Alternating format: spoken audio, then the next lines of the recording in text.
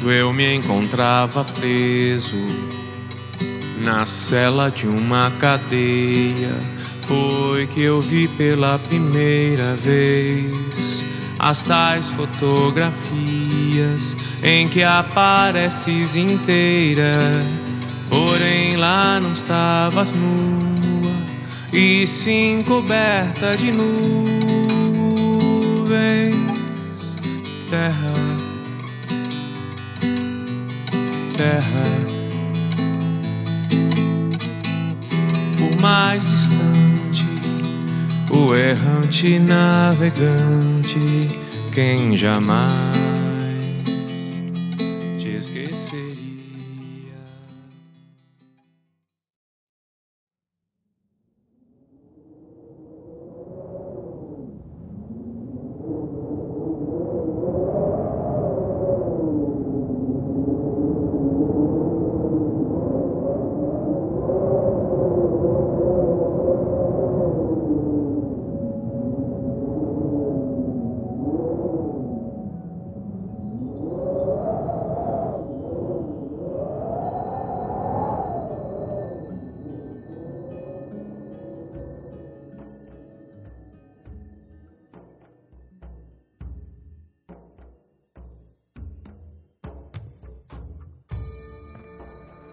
Para mim,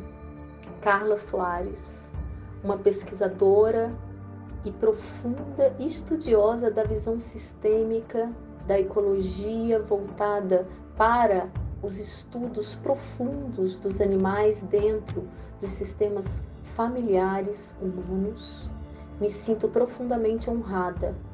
de prefaciar a obra do biólogo Rupert Sheldrake. Este grande nome da ciência está entre os mais importantes da história das ciências naturais hoje, contemporâneos. Sheldrake é um biólogo com mais de 90 artigos científicos publicados em diversos idiomas, livros, e tem uma formação profunda em ciências naturais em Cambridge, filosofia em Harvard. Dirige diversos institutos e tem trazido para a ciência toda uma teoria que hoje, sem dúvidas, equivale a grandes nomes da ciência que aqui faço referência, como Charles Darwin, através da teoria da evolução, Sigmund Freud, pai da psicanálise, Carl Gustav Jung, que traz estudos profundos sobre o inconsciente coletivo, abordado também por esse renomado biólogo Rupert Sheldrake, Edmund Husserl, Maurice Merleau-Ponty, que são estudiosos do campo da fenomenologia e da percepção corporal, psíquica, de diversas espécies. E aqui, mais recentemente, faço uma referência ao filósofo Bert Hellinger. Todos esses nomes estão conectados, sem dúvidas, mas aqui é uma honra que Rupert Sheldrake possa reapresentar este livro no Brasil. Aqui iremos transcorrer sobre conteúdos importantes trazidos nessa obra e sobre linhas desse prefácio que apresenta a obra aos leitores do Brasil e aqui especialmente aos médicos veterinários que têm de forma profunda estudado a visão sistêmica, as constelações familiares e entendendo a ressonância entre campos interespecíficos, ou seja, de animais não humanos e seres humanos, sobretudo dentro de um âmbito que traz uma ecologia particular e peculiar que é o sistema familiar. Vamos caminhando então, através das linhas, dos conceitos e da inspiração poética que traz o prefácio dessa obra.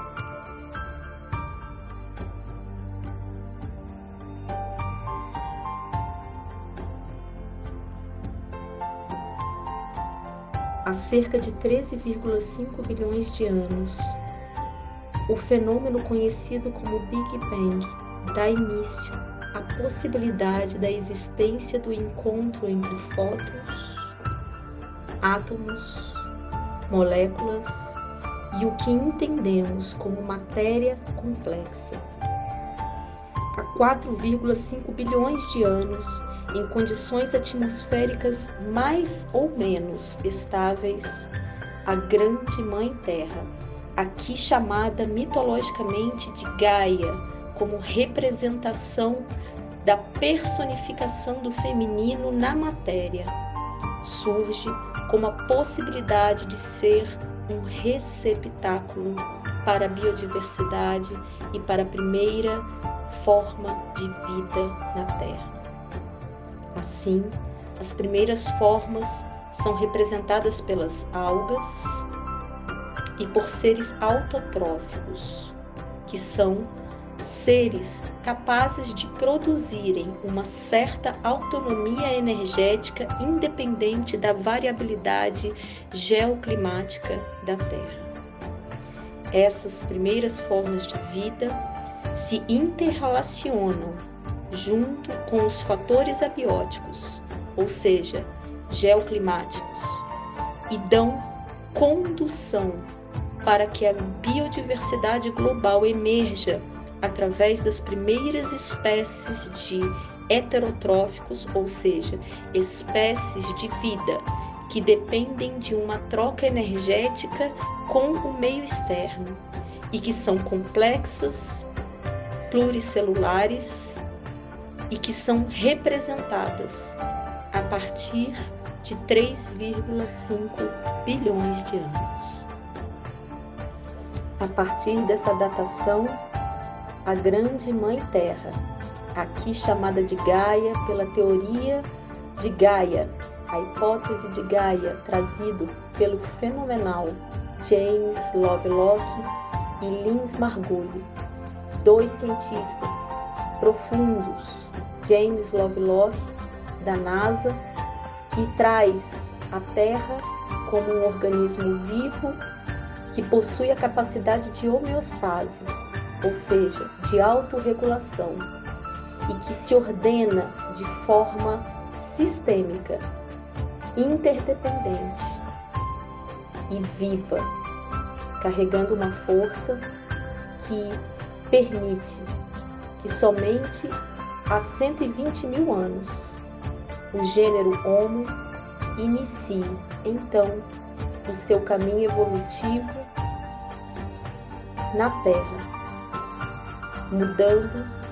de forma profunda os movimentos globais através do fogo,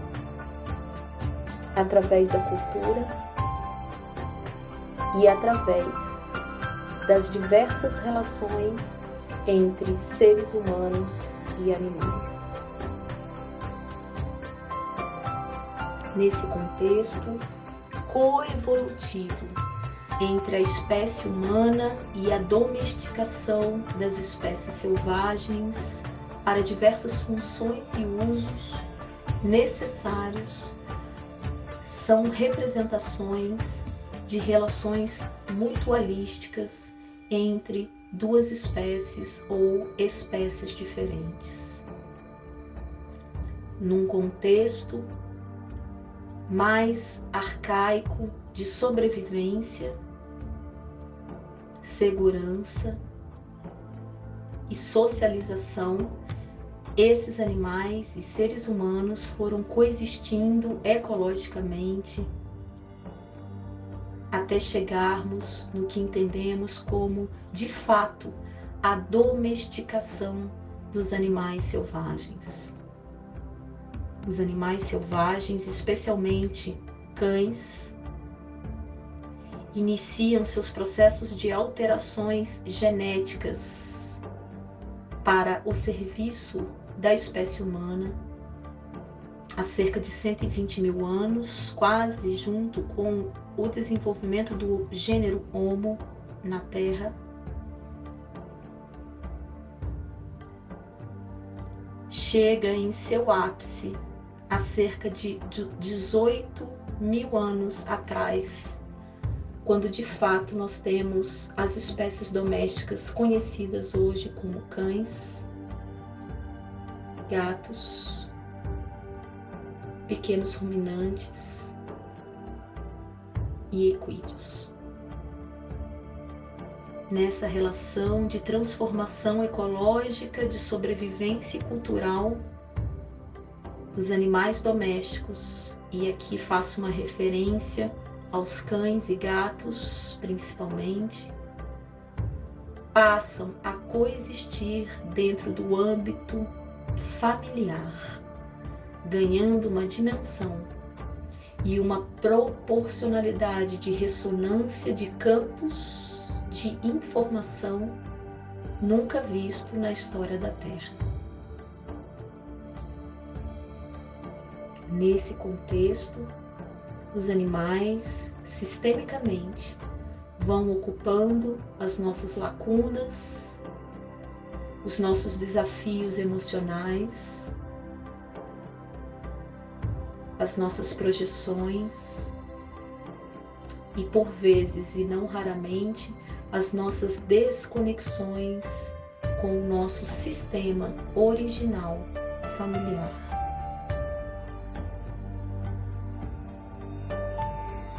Esses contextos podem ser vistos e identificados através das constelações familiares, que detectam e percebem os lugares profundos que os animais domésticos hoje ocupam na vida das famílias e da própria medicina veterinária. Aqui nessa aula, não poderia deixar de trazer nomes importantes da história da ciência natural no mundo, como Jean-Baptiste Lamarck, que traz as suas pesquisas sobre o uso e desuso de formas e comportamentos de diversas espécies biológicas, Charles Darwin, que traz a sua irrefutável teoria da evolução, até hoje profundamente aceita, reconhecida e validada, aonde as espécies vão evoluindo com base em Mendel, na genética, das mutações como possibilidade da variabilidade, da biodiversidade, trazendo as mudanças genéticas através da seleção natural como um caminho evolutivo das espécies na Terra. Seguindo assim os estudos evolucionistas, surgem outros aspectos epigenéticos na ciência que alteram o curso das espécies, entretanto, sem modificar o conteúdo genético diretamente. É neste ponto e neste profundo olhar que a teoria dos campos mórficos de Rupert Sheldrake adentra dentro da ciência com uma força fenomenal. Para dar a sustentabilidade dessa teoria, não podemos deixar de citar os nomes de médicos e estudiosos da psique humana, como Sigmund Freud, Carl Gustav Jung, que deixam seu grande legado sobre os primeiros estudos do inconsciente coletivo como direcionamento e das relações entre as populações. Elas seguem sob influência da força e da identificação de arquétipos e de informações inconscientes ideais e complexas que trazem a possibilidade de sobrevivência e de comunicação intra e interespecíficas, sem que as mutações tenham que ocorrer para uma adaptação ao meio e às futuras gerações. Ainda puxando um fio de raciocínio dos senhores, nós entendemos e entramos na necessidade dos estudos sobre memória. O que são memórias? As memórias representam informações e conteúdos sem energia que são transmitidos de forma bruta de uma geração para outra, sem lapidação e sem qualquer interferência.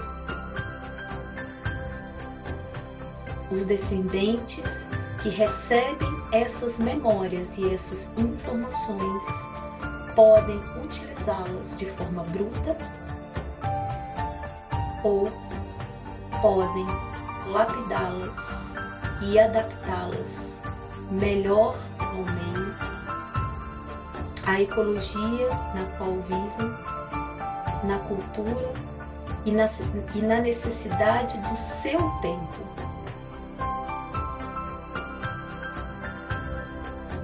E assim podem retransmiti-las a este campo e a gerações futuras, independentemente das alterações genéticas. Por isso que a teoria dos campos mórficos de Rupert Sheldrake extrapola o gene. E essa é a beleza e a profundidade que não exclui a teoria da evolução de Charles Darwin, mas inclui um outro olhar e uma outra perspectiva do caminho das espécies evolutivamente na Terra. Aqui, nesse estudo resumido da teoria dos campos mórficos de Rupert Sheldrake, não podemos de forma alguma deixar passar o campo da sociobiologia de Edward Osborne Wilson, que traz a socialização, a importância dos laços sociais e da cultura específica de cada espécie, população, país, território, habitat, bioma, como uma forma de entrelaçar os indivíduos, fortalecendo as relações e também trazendo um aspecto não dual da capacidade de evoluirmos através da cultura, das características comportamentais, sociais, culturais e, no caso da espécie humana, também religiosas, ecológicas, históricas e ancestrais, como possibilidade do desenvolvimento evolutivo de forma epigenética. No livro Os Cães Sabem Quando Seus Donos Estão Chegando, Rupert Sheldrake traz a importância da natureza dos laços sociais, dizendo, abre aspas, todos esses laços conectam os membros de um grupo e influenciam a maneira como eles se relacionam. Sugiro que esses laços não são apenas conexões metafóricas, mas que eles são reais e literais. E eles continuam a ligar os indivíduos, mesmo quando estão separados do espectro da comunicação sensorial. Essas conexões à distância são canais para o que entendemos como telepatia.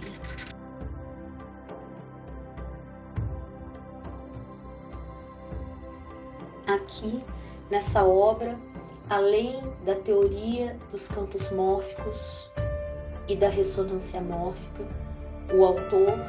Rupert Sheldrake, traz 3 aspectos que são importantes de serem citados em um outro momento mais aprofundados. 3 deles: telepatia,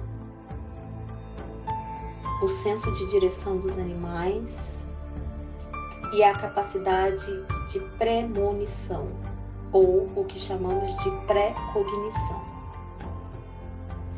Segundo o autor, Rupert Sheldrake, a telepatia é a capacidade que alguns animais possuem de perceber e se comunicar à distância com outros indivíduos que podem ser ou não da mesma espécie. O senso de direção, outro aspecto trazido pelo autor, representa algo ainda profundamente misterioso e que transcende o gen, uma vez que a capacidade migratória dos animais está intrinsecamente ligada e correlacionada com as alterações do planeta. Se considerarmos que as dinâmicas geoclimáticas da Terra, do sistema solar e do magnetismo e inclinação da Terra são passíveis de mudança e mudam e são alteradas com o tempo, então a transmissão da informação não poderia ser apenas genética, porque as alterações geoclimáticas e magnéticas e de inclinação da Terra acontecem também antes de novas populações migrarem. Então essa informação, ela sobrepuja a genética. Aqui ele cita muitas vezes exemplos maravilhosos de pombos, garças e também de animais domésticos que conseguem localizar seus lares, suas famílias e muitas vezes, e até de forma surpreendente, os lugares aonde nasceram. Um terceiro ponto trazido pelo biólogo Rupert Sheldrake são as premonições ou precognições, também chamada nos estudos da espiritualidade humana. Essa é uma capacidade intrínseca e biológica de praticamente todas as espécies, sobretudo os vertebrados, que conseguem perceber no corpo variações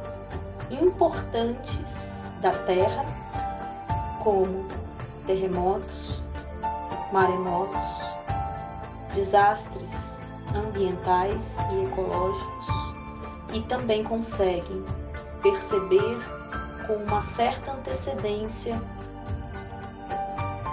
acidentes como epilepsia, desastres urbanos e etc. Nesse ponto, e também através da telepatia, existe uma glândula que tem trabalhado e tem sido estudado no Brasil, sobretudo, aqui pelo Dr. Sérgio Felipe, em São Paulo, que é a glândula pineal. Essa glândula de grande importância para a vida e para a conexão com o Sol, a Lua, o movimento da Terra, é uma das glândulas que está ativada tanto na telepatia, como no senso de direção, e como na premonição e nas precognições, que é a interface com o meio externo.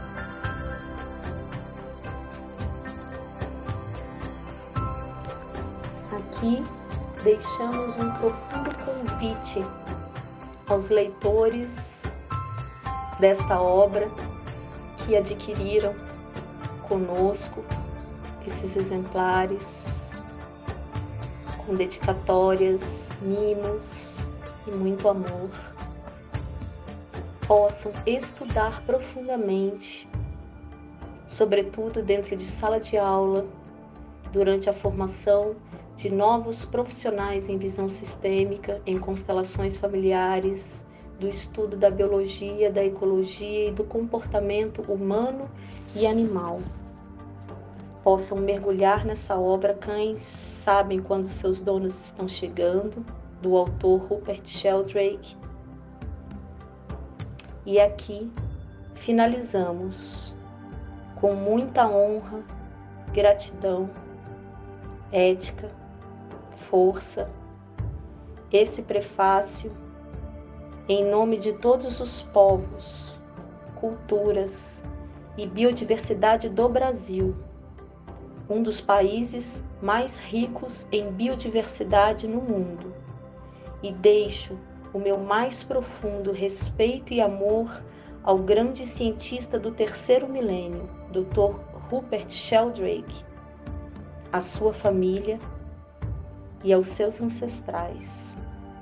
E que a obra Cães Sabem Quando Seus Donos Estão Chegando represente um caminho de luz na ciência e na perspectiva do entendimento evolutivo e sistêmico das espécies,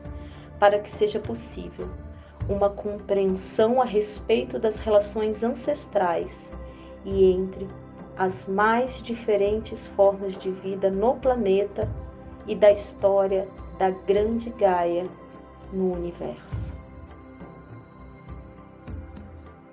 Com profundo amor e gratidão, Carla Soares, founder e presidente do Programa de Medicina Veterinária Sistêmica no Brasil e no exterior.